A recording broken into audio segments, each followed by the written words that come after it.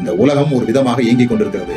இந்த உலகம் இயக்கத்திலிருந்து வேறொரு இயக்கத்திற்கு, வேறொரு புது சிருஷ்டிப்புக்கு, வேறொரு முறையில் வாழ்வதற்கு, ஒரு புதிய மனு குலத்தை சிருஷ்டிப்பதை ஆண்டவர் விரும்பினார். ஆகவே இயேசுவை அனுப்பினார். அவர் மரித்தோர்ந்து உயிர்த்தெழுந்ததினால் இந்த புது உலகம் படைக்கப்பட்டது. அந்த நீதியும் சமாதானமும் பரிசுத்தாவினால் உண்டாகிற சந்தோஷமும் நிறைந்த ராஜ்யத்திற்கு உங்களை அழைக்கிறோம்.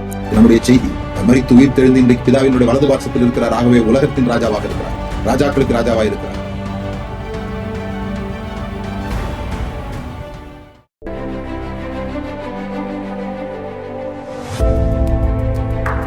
சாதிப்பதற்கான சாதக அறிக்கை 24. இந்த வாரம் முழுவதும் என்னோடு கூட சேர்ந்து இதை நீங்க அறிக்கையாக செய்யலாம்.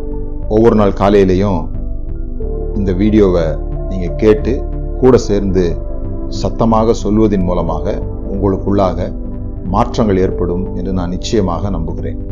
நான் இன்று என் அபூர்வ தன்மையை உலகிற்கு அறிவிப்பேன். நான் இன்று என் அபூர்வ தன்மையை உலகிற்கு அறிவிப்பேன். இதுவரை என்னைப் போல் ஒருவரும் இருந்ததில்லை, இனி பிறக்கப் போவதும் இல்லை.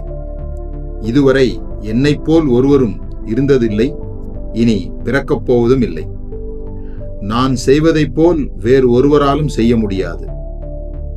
நான் செய்வதைப் போல் வேறு ஒருவராலும் செய்ய முடியாது. எல்லா மனிதர்களும் எனது சகோதரர்களே, ஆயினும் நான் ஒவ்வொருவரையும் விட வித்தியாசமானவன். எல்லா மனிதர்களும் எனது சகோதரர்களே, ஆயினும் நான் ஒவ்வொருவரையும் விட வித்தியாசமானவன். இந்த வித்தியாசம் என்னுடைய மிகப்பெரிய சொத்து. எனவே என்னுடைய அபூர்வ தன்மையை எனக்கு லாபகரமாக பயன்படுத்துவேன். இந்த வித்தியாசம் என்னுடைய மிகப்பெரிய சொத்து. எனவே என்னுடைய அபூர்வ தன்மையை எனக்கு லாபகரமாக பயன்படுத்துவேன். மற்றவர்களின் நகலைப் போல நடந்து கொள்ளும் வீண் முயற்சிக்கு பதிலாக என்னுடைய தனித்தன்மையை வெளிப்படுத்துவேன். மற்றவர்களின் நகலைப் போல நடந்து கொள்ளும் வீண் முயற்சிக்கு பதிலாக என்னுடைய தனித்தன்மையை வெளிப்படுத்துவேன். நான் வித்தியாசமானவன் என்பதில் மகிழ்கிறேன், அதை அழுத்திச் சொல்வேன். நான் வித்தியாசமானவன் என்பதில் மகிழ்கிறேன், அதை அழுத்திச் சொல்வேன். எல்லா அரிய பொருட்களும் மதிப்புடையவைகளாய் இருப்பது போல என்னுடைய தனித்தன்மையினால் நானும் மதிப்புடையவனாய் இருக்கிறேன். எல்லா அரிய பொருட்களும் மதிப்புடையவர்களாய் இருப்பது போல என்னுடைய தனித்தன்மையினால் நானும் மதிப்புடையவனாய் இருக்கிறேன்.